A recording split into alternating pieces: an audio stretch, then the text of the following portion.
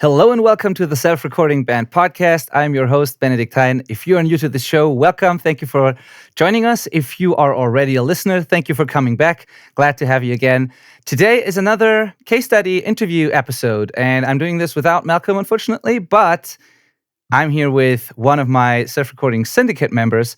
He's an absolutely amazing engineer, producer, and musician from Austria. His name is Flo Reithofer, and he primarily works with punk rock, hardcore, and heavy music artists, I would say. As I said, based in Austria. We've been working together for a while, and I'm super stoked to introduce him to this podcast, introduce him to you, and share his story with you. So welcome, Flo. Thank you for taking the time to do this. I'm super excited about this. How are you? Hey, Benny. Thanks for having me. I'm doing great. Thank you. And I'm happy to be on your show. Thanks. Awesome. Yeah, so stoked to do this because we've been working for a while now. You were one of the first people to join the Self-Recording Syndicate, our coaching program, and it was a little sort of a special case with you because you were already relatively far when you started, and you already had your studio, and you were already working with bands, and you've been doing this for quite a while. And actually, I think we already sort of knew each other, at least like online a little bit when you started. And I was very excited to do this with you. So maybe just introduce yourself to our audience and tell us, give us a bit of a rundown of what things looked like for you when we met and what things look like now, what you're up to, what you're doing currently. Yeah, would love to. Thanks. My name is Flo. I'm 41, and I would call myself like a multi-instrumentalist. I started playing drums when I was like 11, 12 years old. That's how my musical journey started, kind of. And, I grew up in a very musical family. So there was always music playing around the house when I grew up as a kid. I started playing in bands as a drummer, mostly like indie rock. And later on, I started with I grew up in the punk rock scene around where I lived, and so I played in punk bands. And later on, I got into more aggressive music and like hardcore stuff. When I was 16, that was the first time when I started recording. Actually, so 16 was my first recording experience, and I was hired as a session drummer for a commercial recording. I went in the studio and I was super excited, and we recorded to tape, and straight from the console into the tape machine. I guess it was like a 16-track Fostex or something, and I was so excited by all like the possibilities you have and like all the creative environment in that studio, and I instantly fell in love with recording. So, and the funny story is when that particular studio went out of service like a few years later, I had the opportunity to get my hands on that console where I recorded when I was 16 years old. And I bought that console, and it's now standing in my own studio. And to me, that's like a great reminder of the joy and the happiness I felt when I was first recording on this console. And it's kind of cool how to see that circle close, and also it's like just a reminder to be grateful for what I have achieved so far. And that's I think the story of how I got into recording. Yeah. Awesome. I don't know. Have we ever talked about this? I don't remember that story about the console. I know the console and that you liked it, but I had no idea that, at least I don't remember that it was like one that you've already used before and then bought from that studio. That's great. Yeah, really cool. I think it's cool. Actually, the owner of that studio is a friend of mine. Okay. And when they went out of service, he asked me if I want to have it. So, of course, I want to have it because it's like a piece of recording history to me. And I just love working on that thing. Yeah. Awesome. So, I assume when you did that and when you started, it was more of like a hobby, or you were doing it with friends in the beginning, or for your own music, probably. And how did things develop from there? Like, did you? Because now you're doing it sort of, you have a day job still, but it's also you're doing it professionally for artists. So how did that happen from that moment you bought the console to your first bands that you're working with? Yeah, right. Started as a hobby, and I started recording myself primarily first because I'm a drummer, and I started recording me on drums and kind of honed the art. Hmm. To me, learned a lot, and so yeah. And as I grew up in that punk rock scene, I know a lot of bands, and friends of mine were in bands. And so they hit me up if I can record for them or if I can record drums for their songs and stuff like that. And so it happens naturally to spread my network and get into this. Yeah. So nowadays, I mostly work with local artists, as I said, out of the underground punk rock scene. But I also do remote mixing and mastering. Hmm. And so that means if a band records themselves in, let's say, their rehearsing space or whatever, they can send me their tracks, and I'm gonna mix them. Okay. So how would you describe your sort of aesthetic and production or mixing philosophy? Like, what are you looking for? What are you trying to get out of the material that an artist sends you, and what is like, yeah, what's your overall approach there? Because some producers and mixers tend to be pretty like try to be as transparent as possible, and you know they don't leave like a sonic sort of footprint on the productions they work on, and others have a clear aesthetic and a sort of a signature sound. Like, how would you describe that in your case? To me, it's all about the, I guess, emotional connection. If you, for example, if you hear a song and you don't feel anything about it, chances are that you're not listening to that song or to that band for very long, right? Yeah. But when you work with a band or an artist that you really like, and you like the songs or the story that's been told in the song, or the melody or the message or whatever it is that comes across, you got emotionally invested, and you pour your heart in as you work with the artist, and you help them make their vision come true, Hmm. because you now understand what their vision is. And I think that's one of my strengths, to be creative and work with the art and the artist and understand what the artist wants. So that's always my goal with any production I work on, is to help the artist achieve the goals they want to achieve. Like, if they have a certain vision for a song, it's my job to make that vision come true. Yeah. So that's my, I guess, my approach or my production philosophy. And it's also about being authentic, supporting the artist, but also be true to yourself or to the roots where the artist came from or where I came from.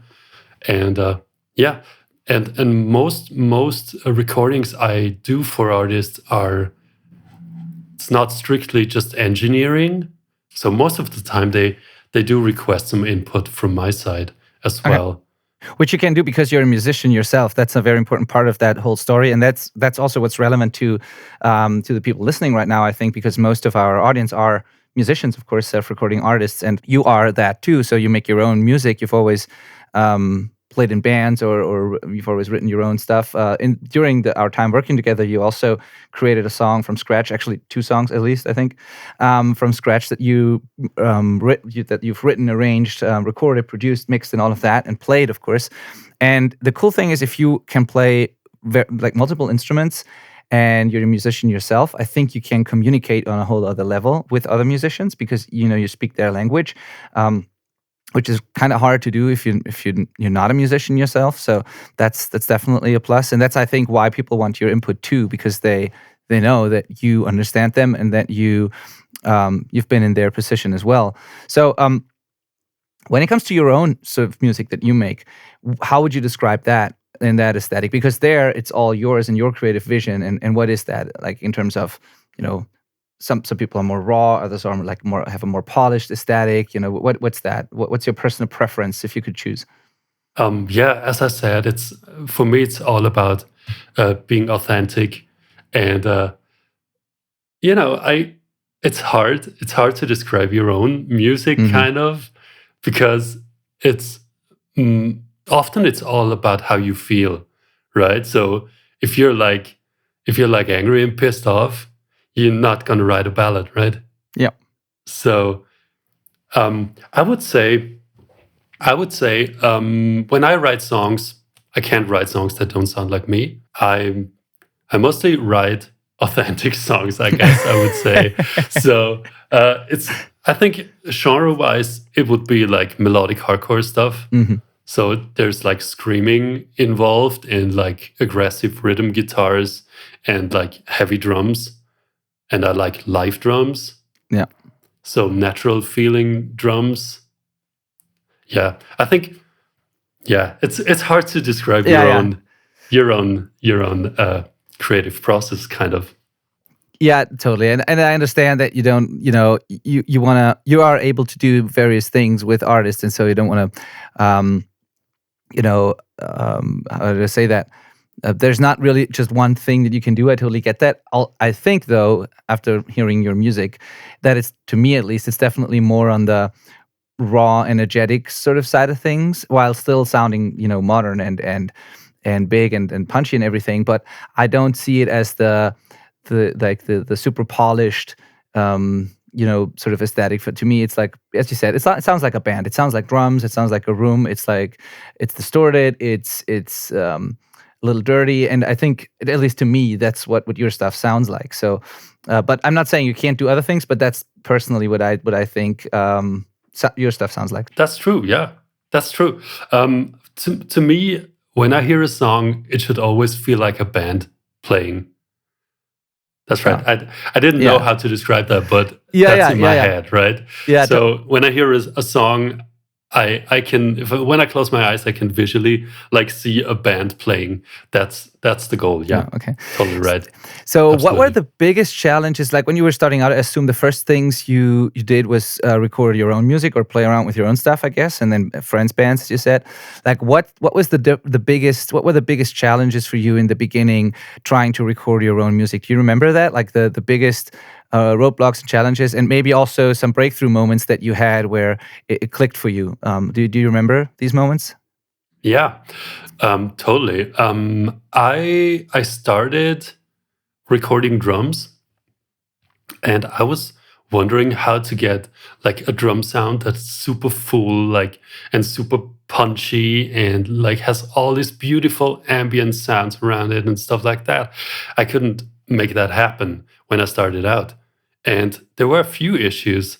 Like, obviously, when you're playing drums, your room matters a lot. And if you have a crappy sounding room, your recordings won't sound great. Yeah. And stuff like that. And how to deal with that, like the recording environment itself, was a huge point for me to work on. And like with everything, doesn't matter if it's guitar or bass, or drums, the tuning, how to properly set up your instrument and tune your instrument. Mm-hmm.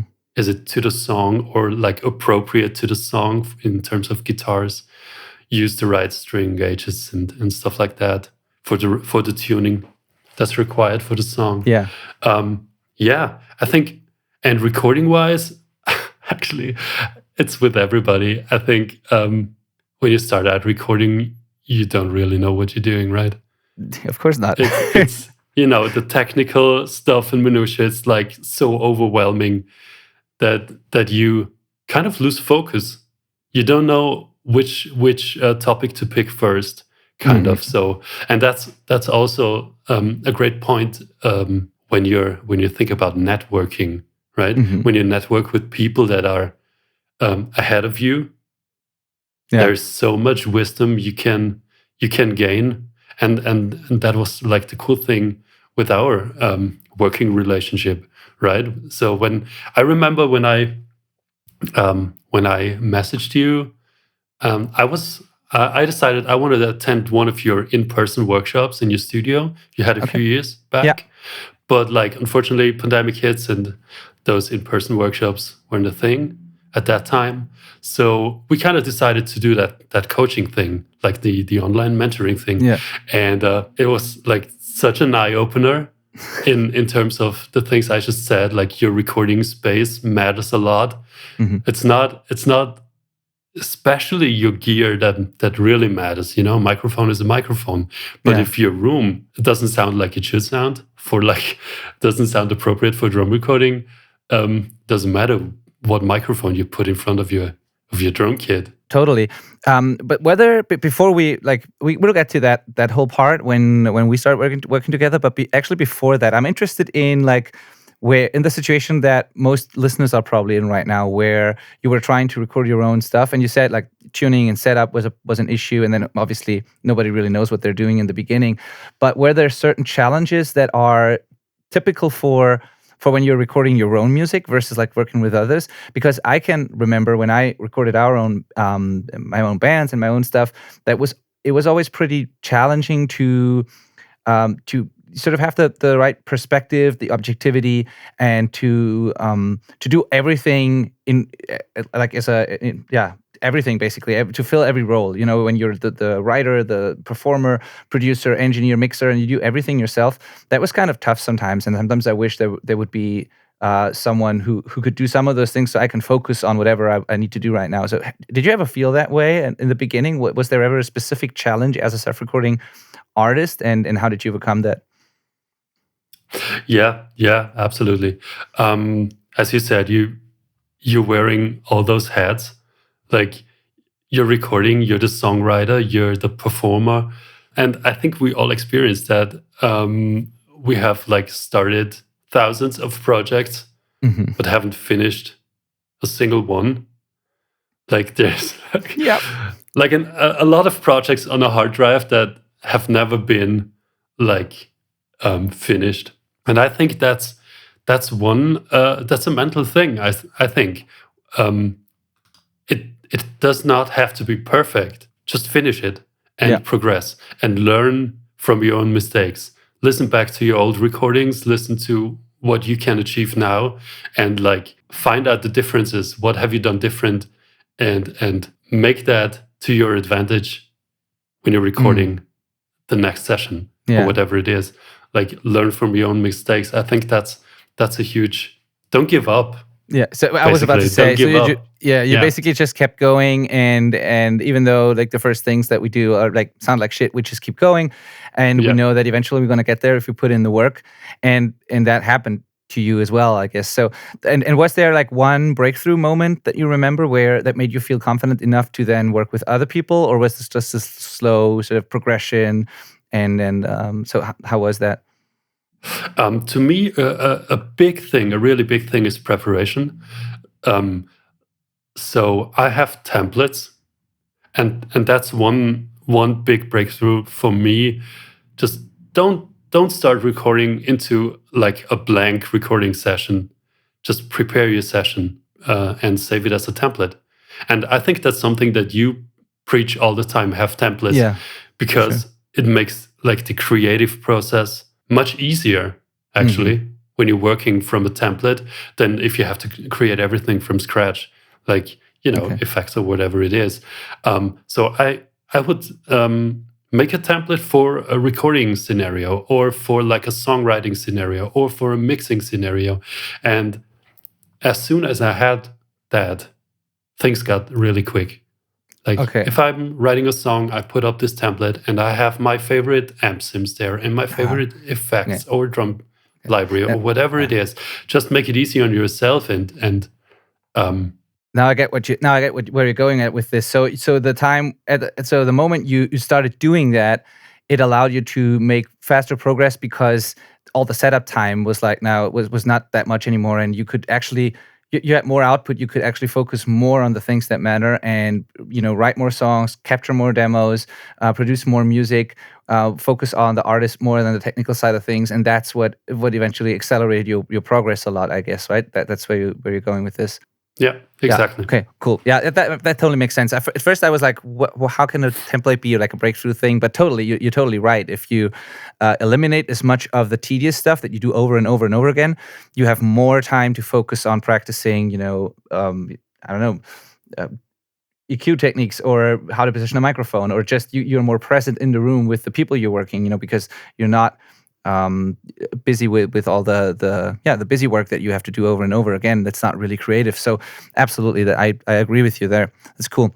Now, okay, let's jump to the time when right before you joined the coaching, because you were at a spot where your stuff already sounded decent. You worked with like bands in your area and like with you obviously weren't a total beginner anymore, and but what was it that you felt like was still sort of missing? So what did things look like for you at that moment, and what made you take the plunge to join a program like that? Mhm. I had, I think, recording techniques that I used and used and used, but Hmm. didn't didn't really think about, were they are those the best techniques to use for a Okay. certain situation or stuff like that. So I was aware of your work in your studio, and I thought it was awesome. I still Okay. think it's awesome. Thank you. And yeah, and so I just thought, I want to connect with you and like see what your approach is to recording scenarios and mixing and mastering. What is your approach? And I feel like if you're an open-minded person, you can always, when you connect with someone, you can always find something to learn. Yeah, that's the You thing. can always like dig out those gold nuggets, you know, and Yeah. and make it your own, implement Yeah. it in your own workflow. And I think that's basically the reason why I joined your coaching. I just wanted to see a different perspective and learn from you, basically. Yeah. And get feedback on my work, you know? Yeah, that's so cool you say that, because I'm asking that question because I to this day, and I think many professional engineers do that. To this day, I still buy online courses. I'm in coaching programs myself. I learn and try to connect with people who are ahead of me all the time, and because I think that you should be a lifelong learner, and the learning never stops. You can always get new perspectives, new approaches.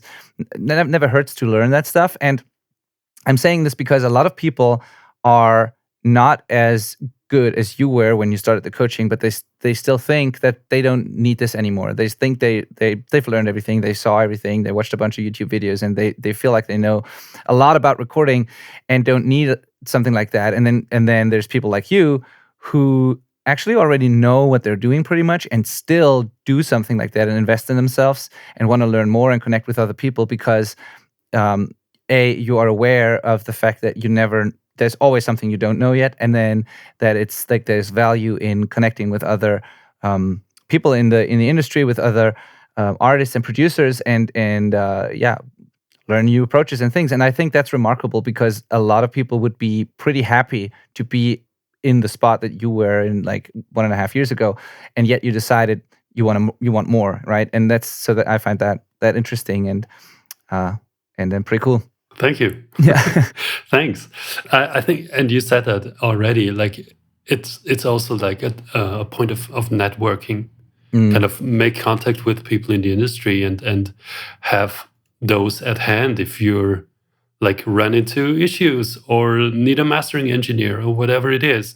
yeah. It's always good to know Yeah. people in your network that do things like that.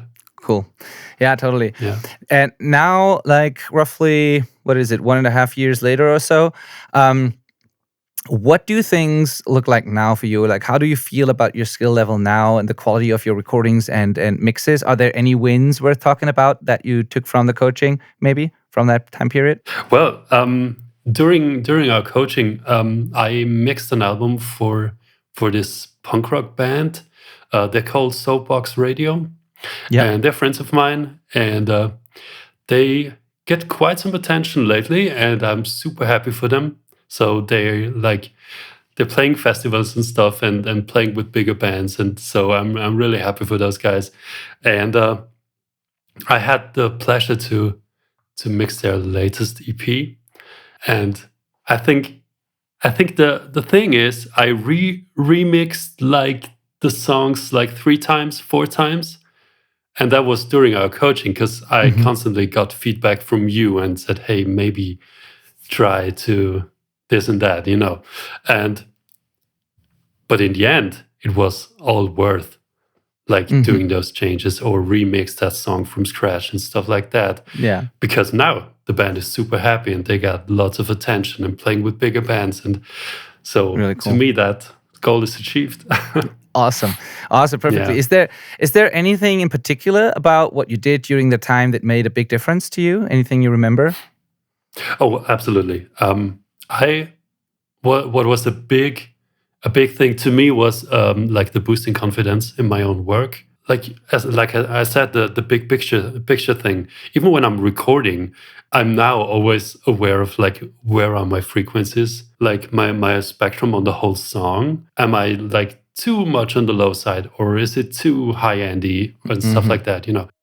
So I'm constantly checking those things, but with intention. Like I'm not just recording because it sounds great, but does it fit into my like frequency spectrum and stuff like that? That's what I learned from working with you, and like being aware of those stuff is really important, I think, to the outcome, because it makes your work as a mixing engineer much easier. So when you work on the source sound as well, yeah. Yeah, totally. I remember one thing right in the beginning when we started that I was actually pretty blown away by, which was there were I listened to some overhead tracks that you sent, like some drum recordings, and the drum recording. I mean, you knew what you were doing. Those didn't sound bad, but there was something in the top end that I noticed where the cymbals and the stereo image of the drum kit weren't as clear as I thought they could be. And then we dove in and tried to figure out what the problem was. And then you actually and you kind of touched on that before. You changed your recording room a little bit, and you put a cloud above the drum kit, I think, and you put some absorbers around the kit and changed that and changed the miking approach a little bit, and then your overheads sounded so much. I remember that when I heard that, they sounded so much clearer. It was like a clear separation, a clear left and right. There was no like phasey top end anymore, and so this was probably a thing that once you heard it, the AB was crystal clear to you. But I think it's one of those things where if you're used to a room and you've been working in that for a while and you just know what it sounds like and it's always the same, you kind of get used to it and you get these blind spots that you don't even notice. And then someone else comes in, hears those overheads, and then discovers a problem that you were not even aware of, and then you fix it at the source, and all of a sudden everything's better. And I think that everybody has something like that in their setup, in their room somewhere, and we just don't realize it anymore because we're so used to it. And I think what was one of those things. And I was actually surprised by, I knew that it worked, but like how well it worked was pretty mind-blowing to me. Do you remember that? Yeah, I remember that. That was like, as you said, I didn't realize that. Yeah. Like I was recording in this room for years. Yeah, that's the thing. And suddenly you were like, have you checked those overheads? They sound phasey to me. You have like all this like early reflections from the drum kit and stuff. And no, didn't realize that. So what can we do? And that's like one of the big benefits of having someone who works close with you. Yeah. It's just a different pair of ear, you know. Yeah. And that's cool, really cool. I remember that. Yeah. Awesome, great. Now, and what are some current projects you're working on, and what are your plans for the next sort of weeks, months? Is there anything in the pipeline that you're excited about? Yeah, I'm working with a local band at the moment. 2 singles. They're coming back later for another single, I guess. And the band I mentioned before, Soapbox Radio, talked about recording an album maybe next year, something like that. Yeah, that's my plans. I'm also working on my own stuff. So we kind of rearranged our band situation in the last weeks and thought of like founding a new band, writing new songs, stuff like that. So cool. I'm involved in that as well. And looking forward to that. Awesome. And about your own stuff, is it The Silence I Please, that project that you were writing songs for when we worked together? Mm-hmm. Yeah, that was kind of a necessity for me. Like I wasn't in a band anymore, kind of. Yeah. And so I founded like that solo project, like The Silence I Please. And because I needed an output, you know, creative output to write music and like stuff like that. And because I made you do an exercise where you had to record, fully produce something from scratch, and that's where you needed something to do that, right? Yeah, but when I say I need an output, that sounds way better, right? Yeah. Then you forced me into writing a song for coaching, right? Absolutely. Absolutely. And the fact that you were able to do it that quickly and that well just means there was something there anyways that you wanted to get out, because this was like, and then you did it again. So there is something in you that needs an outlet, that you need to put Yeah. into music and words. And then you founded that project and used it for the coaching then, and you Yeah. apparently continue to do it, right? Yeah. Cool. Sure. Because I love writing music. I love it. It's just creative, and as you said, it's an outlet. Cool. If you want to check that out, people, if you go to YouTube and you search The Silence I Please, the song is called Could Be Disillusion. That's a pretty cool video where you see that Flo is like playing and singing and doing everything on the song, like the drums, the guitar, bass, vocals, everything. He recorded it, he produced and arranged it, he mixed it. That's on the YouTube channel. I don't know, is it your mix or is it my mix on that video? I don't even remember. It's mine. That's yours. It's was my it? mix. Yeah, it's a different song that I mixed. I don't even remember if it was this. Yeah, song you mixed the second one, which is called Dead Eyes. Yeah, that was the one. You're right. Yeah. There's another exercise in the coaching chest for people if you're wondering, where I mix a song for people and then they can mix their own version and then we can compare and do a mix walkthrough and so we did that too. But that song Could Be Disillusion by The Silence I Please. It's on YouTube and Flo did everything on that one, and the video is pretty rad too. So you get an idea of what the studio looks like and the whole vibe. So I think that came out really, really great. So please check that out. And also that I think that gives you a good idea. If you're in a band now wondering if Phil would be a good person to work with, maybe that gives you a good idea of that. I think you get an idea of, as I said, the studio, the aesthetic, the and his abilities in all those different roles, because he did it all in this thing. So I really love that, and I want people to check that out. And I'm super proud of those things always when I see those, because this is a result from the coaching where I'm like, that's just amazing what came out of there. And of course, you did everything, but I'm always super happy to just be a part of that journey, at least a little bit. And yeah. Thanks. Yeah. So how would you summarize the benefits you experienced from the program, like the community, the academy, like the facts, like what's in there, and how would you describe that? We have the courses, the community, our calls, anything else that comes to mind that you found beneficial? Yeah. What I like about it really is that it's so focused. It's focused on the things that matter and like cut out all the crap, You don't need like the fancy gear and stuff like that. I think you have a gear guide on that side. Yep. Pretty sure. Yeah, it's a little dated now. I need to update it at some point, but I have it, yeah. And that's awesome because, as you said, the video on my YouTube channel and the song, I mean, that's all DIY.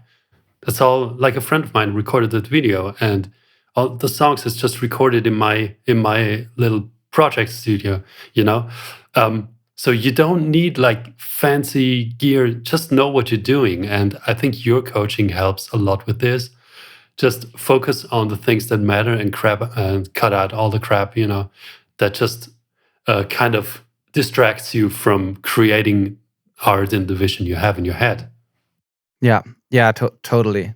So yeah, I love this. I love that, and a lot of people kept saying that. Like last week's episode was with Clint and Robin, where like as of now, at the time we're recording this, it comes out today. But when this comes out, it's like last week's episode, where they were talking about the same thing, that the whole focused and the whole focus thing and the accountability and just having someone to sort of guide you a little bit when you get off track. That's what they said about.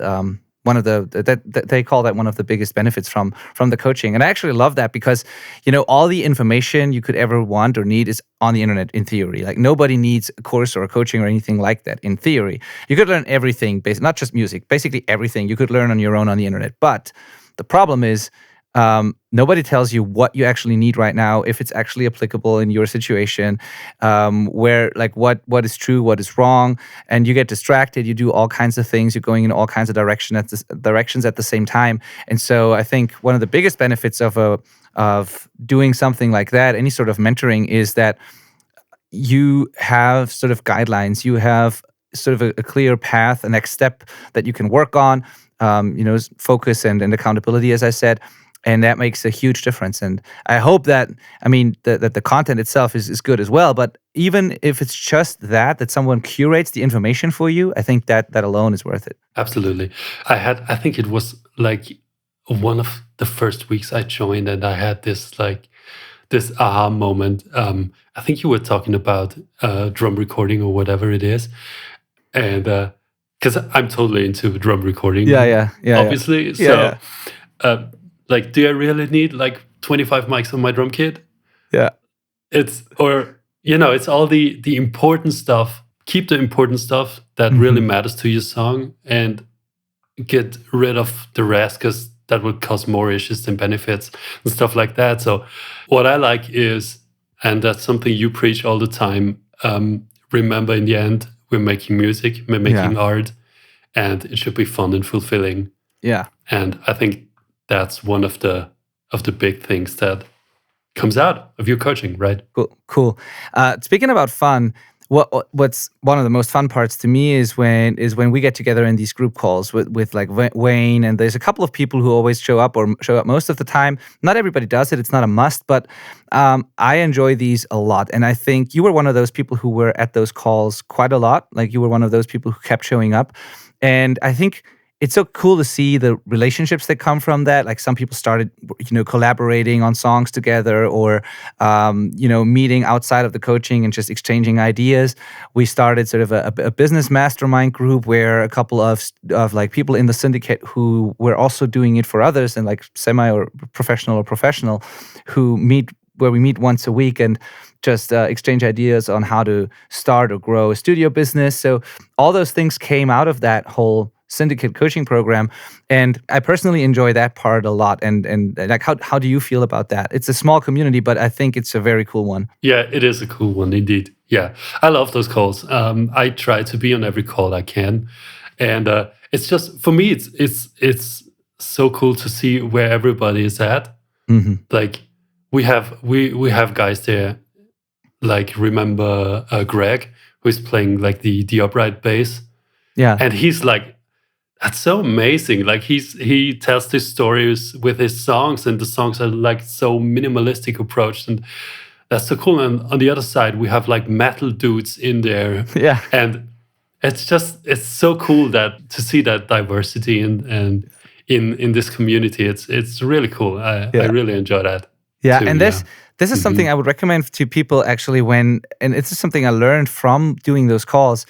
It's super valuable sometimes if someone who's from a completely different genre, who's working on completely different music, listens to your stuff, because they hear it with a completely different perspective, different ears. And so when, as you said, when someone like Ryan, who's in the program and who's making like death metal, technical death metal sort of, when Ryan gives feedback on a bluegrass song, for example, that's super interesting because that's not something he usually listens to, and he hears it differently, and he might spot things that other people don't even hear, and it's just an interesting perspective. And I really took that away from those calls, and that's something I want to tell you, listening right now. I want to tell that to you, that maybe show your music to someone outside of your genre, or maybe like non-musicians, even someone who has a completely different like perspective compared to yourself, because that can be super valuable. And you never know, we even have people in there where I thought they definitely wouldn't like heavy guitar music, but then they heard a song and they actually started to enjoy that type of music. And I was kind of surprised by that. And it's, you never know. And I think that that whole mix of genres and backgrounds is super exciting, and everybody can benefit from that. Yeah, totally agree. Cool. Yeah, Yeah. I remember when Ryan listened to my song and said, "I don't even know what genre that is," Yeah. and it was Yeah. like, as you said, it's like super eye opening because someone has totally different opinion Yeah. on your own stuff and Yeah. than yourself have. Yeah. That's so amazing. Totally. And I think most people in the program had no idea what genre Ryan is doing. Like that's, I Yeah, think for most people, that's a complete mystery what that is, the whole technical yeah, death metal thing with like these technical riffs and fast double bass and all of that. There's some people in the program who maybe never listened to anything like that before. And so, yeah, it's just cool and interesting. So, yeah. what exactly is it, back to your studio and what you're doing right now, what exactly is it that you're offering right now, and who do you offer it to? We touched on that in the beginning, but is there sort of a niche, a thing you do very, very well, or like a type of band or artist that you love working with the most, or a service that you enjoy most Yeah, I mean, doing? I enjoy creating art. Okay. That's my Good answer. That's my approach to it, I guess. I love mixing, and even if the band recorded themselves, things got so unique sometimes. And like, I know my tracks when I record stuff, but when I hear different tracks and different approaches to a song, this is really cool, and I really enjoy that. So remote mixing is something that I really love doing. Okay. And I lately got into mastering, Okay. thanks to your coaching as well. Awesome. So that was something I always kind of avoided doing. Mm-hmm. Like when I'm mixing a song, I would not master it, kind of. Yeah. Because, when you lose perspective or something like that, Sure. wouldn't help anyone, I think. So, but I started doing that, and I really enjoyed. Yeah. Awesome. Cool to And hear. as I said before, the when I connect emotionally with an artist or a song or a band or the message or whatever it is, I pour my heart in. That's how I can describe it the best, I think. Great. What would you tell someone who's on the fence about hiring someone like you to help them make a really cool record? Because I know that a lot of people are like, I could probably do it myself, but then they're not really confident. They don't really know what they're doing. They've never worked on anything but their own music, and they're inexperienced, but they're not sure if hiring someone is actually worth it. And what would you tell a person like that? Like, what can they gain from messaging you and collaborating with you, even if it's just a mix for whatever they want? But like, what would you tell someone? Like, because I know that most people are not sure what the benefits actually are, or if it's worth it, and so they keep doing it themselves. And I personally think they're sabotaging themselves. But what would you tell those people? I would say, like bands, if they say we can do it ourselves, it's always like when you're working on your songs, on your own songs for too long, you lose perspective. So you cannot judge anymore if your songs are great or not.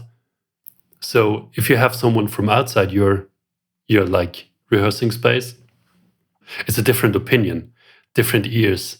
And like if someone really digs your songs, or likes your song, it's a teamwork, it's a team effort, that's how I see it. And if someone's skills are way ahead of yours, why not hire someone who does it better than you probably can do it? So I don't see the point in doing it everything yourself when there's other people who can do it better. Yeah. I mean, we are called the Self-Recording Band for a reason, and I believe that people can do it themselves. But I'm a big believer in you shouldn't go it alone in the beginning until you are confident enough to really do it yourself. Because I remember that for me, I always wanted to do it myself, and I did. But my breakthrough moment personally was when I worked with a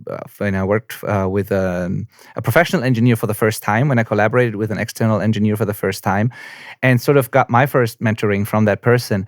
And that was so eye-opening and such a big jump in my abilities, my skills, and the confidence I had, that I realized, okay, until I'm at the point where I can really make exciting sounding professional music, I need to learn from other people. And part of learning is just hiring someone to do a part of the process and then comparing that to your own work, and asking questions if they let you. You should be annoying, but you'd be surprised how open people are and how willing they are to answer your questions. And collaborating with a pro can teach you so much, so that then afterwards you can actually do it yourself. And I think there's no better shortcut to that, no better way of doing that.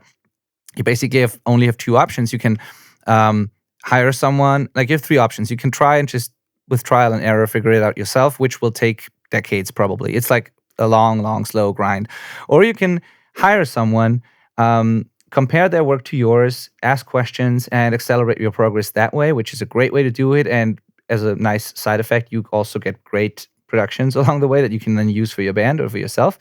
And the third option is you can get a mentor, and you can do a coaching program like that where you do it yourself, but with guidance from someone external. And I think, yeah, and you have to decide what you want to do, but I think doing it completely on your own, just with YouTube, is probably the hardest way to do it, takes the longest amount of time and maybe never even leads to anything, honestly, because it's like it's so hard to just figure it out on your own. And most people give up before they get anywhere. That's the truth. Totally agree. Yeah. And if you work on your own songs, the chances are you will never finish those because you're not sure Yeah. if they're good. And if you never finish a song, no one will hear it.